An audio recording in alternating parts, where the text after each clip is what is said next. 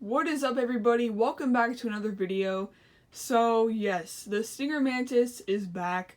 I know I made this custom build a few months ago, but it has undergone some changes since then, and I figured I would show it. Obviously, I've added a lot more characters, and I'm kind of going to be looking at this as a point of view as if it were a set.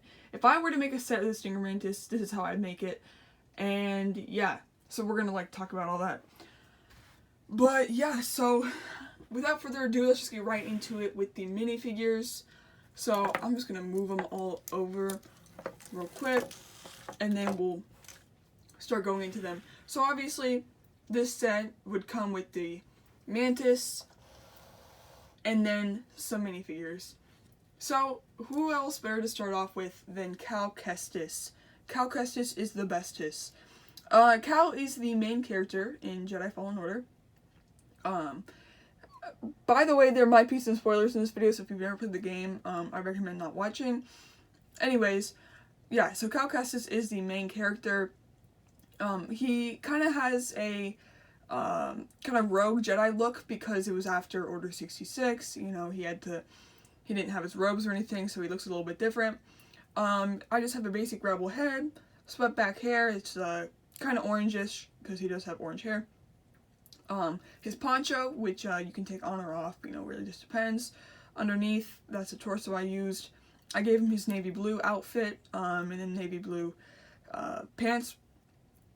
And then I decided to give him a green lightsaber, although if this was a set, I would throw in a blue one with it because you can customize his lightsaber. Honestly, more colors, but my other lightsaber colors are being used for other minifigures.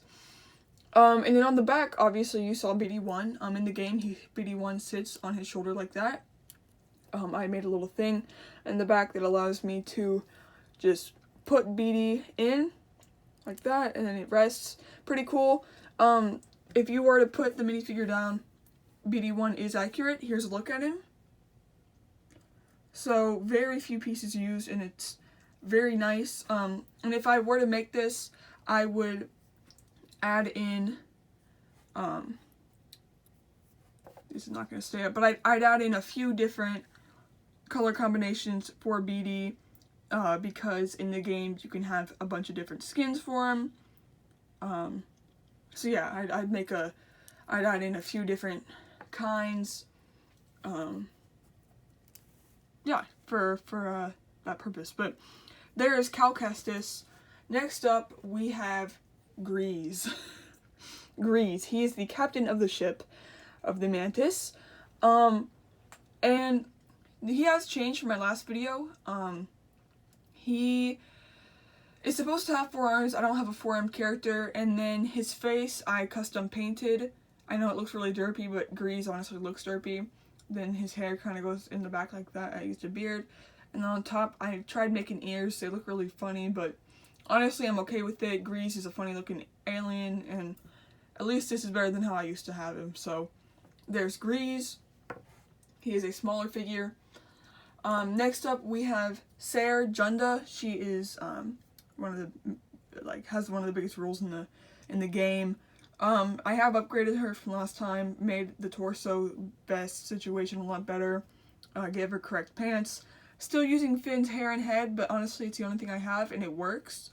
So yeah, there's Sarah, just give her a blaster there, which actually,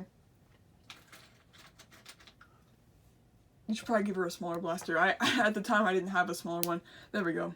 That works a lot better. So there's Sarah. And then the last person who's like a main person, a part of the Mantis, is Marin, the Night Sister. She tags along a little bit later in the game. And yeah, I just made her a little bit more accurate. A lot of CMF usage, but yeah, pretty cool. So there is Marin. And now into the rest of these figures are all new.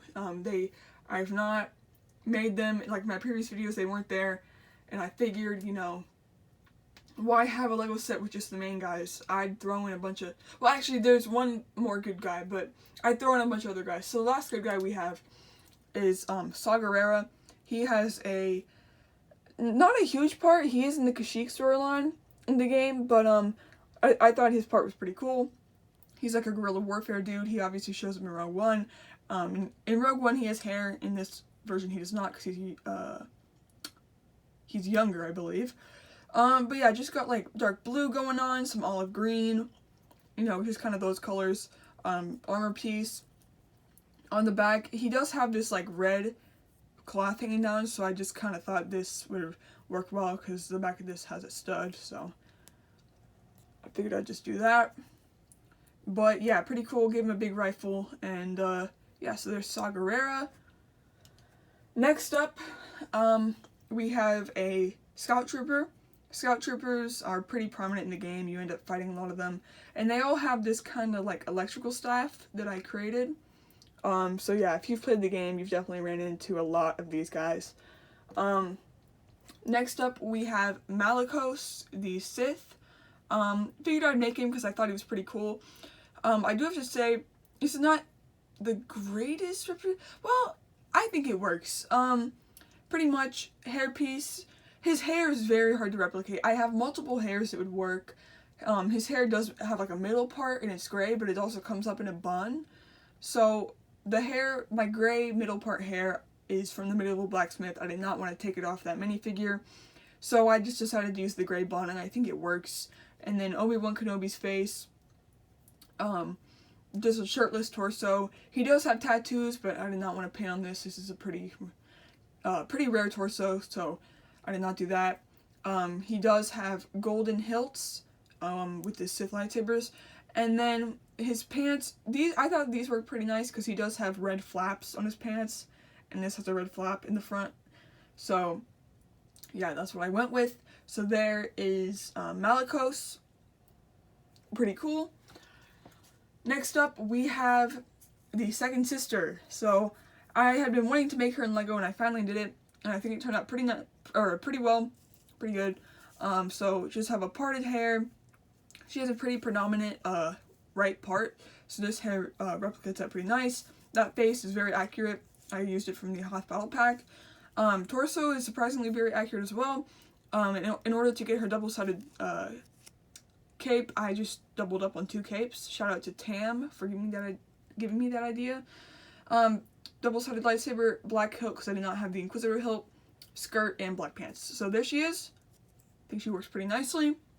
And then click off if you don't want any spoilers. But the last figure we'd have is Darth Vader, obviously from the end of the game, whenever he ends up killing the second sister. Figured I'd just throw him in there. So yeah, quite a few figures. And I know Lego would, they would usually not do this in any normal set. Because, you know, they just, minifigures are a pretty big draw, so if they just throw in all the minifigures, you know, people might not buy. But honestly, I feel like this would be like a one and done situation. They just have to make this set with all these minifigs, and then they'd be good. Like, they really wouldn't have to touch Fallen Order again, unless like the new game has something new. And then I just figured I'd throw in a crate, because usually it's partner crates. But anyways, now it's time to get into the ship itself. So, I built this, the original model for this, a few months ago, and I kind of went back in and fixed up a lot of things, and I'm pretty happy with how it is. I'm actually really proud of it. It's probably my best custom build ever. But as for scale, let's just take Sarah and put her there. It is very accurate to scale. Pretty much accurate height and lengthwise. Which is something I don't think Lego would do. They definitely make it a lot shorter than this model. I'm actually just going to move the minifigs over real quick so we can get kind of a better look. But yeah, I definitely think the Lego would make it a bit shorter, as it is a very long model. The wing goes up very high, and yeah, if I were to guess, so it's definitely over 1,000 pieces in this, and with all the minifigures, it'd probably retail for at least over $160.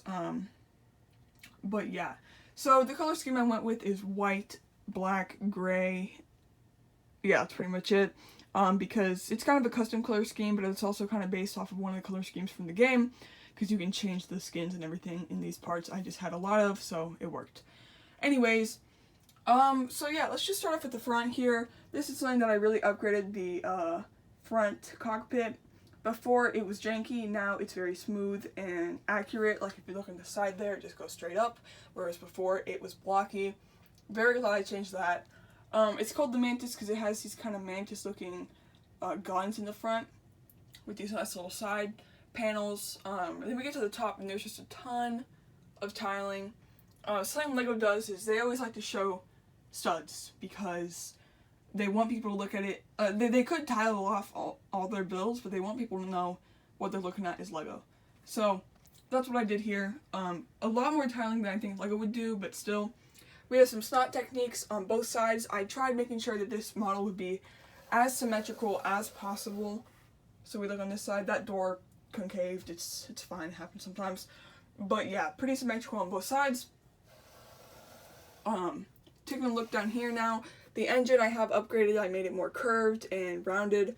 This side engine is a pretty predominant feature of this ship. You know, you can tell it because it got the long wing and then the side engine, so pretty cool. And just a lot of curvature throughout this area, which is pretty nice. It's something I did not have as much of before, but I've really just curved it out and made it look very nice. So there's the engine again. There's the two large engines in the back, pretty cool. There's the wing, which is held up by a 2x2 with studs on the side. And on this side, more sloping and curving, and then the side landing gear, which was something I had actually forgot to add whenever I first built it, so then I ended up going back and adding it, and it looks pretty nice. Then on the bottom there, we just got a pretty basic landing gear to help keep it up. And then, yeah, like I said, same thing over there. So, pretty cool. I'm really happy with how this came out, you know. Whenever I first built it, it was a pretty good go. Pretty good start, and then from there I kind of just added and took away what was needed to get to this point. And then yeah, pretty much no tiling on this side of the wing because or the wing in general, because LEGO typically does not tile wings. I have the Bad Batch shuttle, and the whole top wing isn't tiled, and I think it looks pretty nice like that, so I did not even bother. And then this does have an interior. So all you gotta do is just remove the top. It is not held in by studs or anything. It's just laid on top, but it's pretty sturdy, so there's no need to of it dropping or anything. But like I was saying, there is a what is this called? An entry point. I forget what it's called. Entry point on two sides, and this is where you enter. And it's pretty spacious. I will show you, you can just put a figure in. Got quite a bit of room in there. So we have a seat, the terrarium, part of the game, the holo map, which is where you go to different maps. You come over this arch, and there is the cockpit with the wheel, the two seats, and then Sarah's seat, some paneling and stuff, controls. Yeah, that looks so much better, that cockpit. But this is simply for support of the roof. Beforehand, it kind of caved in, so I had to add this. So you can always take it off whenever you're playing with it in the inside or something. And then, due to space, I was not able to add the kitchen, but you go through this arch, and here is Cal's room. He's got a simple place where he can change his lightsaber, his bed, and then the save point. Technically, his room would be back here, but because of how it's designed, I just was not able to do it. But overall, I think that this is quite a bit of space for the ship, and I'm pretty happy with how it turned out. So yeah, then you just lay this right back on top, and I'm a lot happier now that I don't have to worry about the front concaving. Another, probably the only issue with this is just that whatever these are called, guns, they're not held in place, so sometimes they fall up, but all you gotta do is just put them right back in. But yeah, so there it is, the Mantis. Yeah, so like I was saying, it would probably retail for around $160 just because of all the minifigures you're getting, and because it's a pretty large set. I mean, I measured it. It's about the size of my elbow to the end of fingertip, like if I were to put my arm down. It's pretty long, and yeah, I'm pretty proud of it. But yeah, so I've just been, you know, going through making some changes and stuff. I'm very excited for Jedi Survivor to come out. That is going to be the new Jedi game. And I am just very hyped. So if you guys did go on to enjoy the video, make sure to leave a like, and I'll see you in the next one. Peace.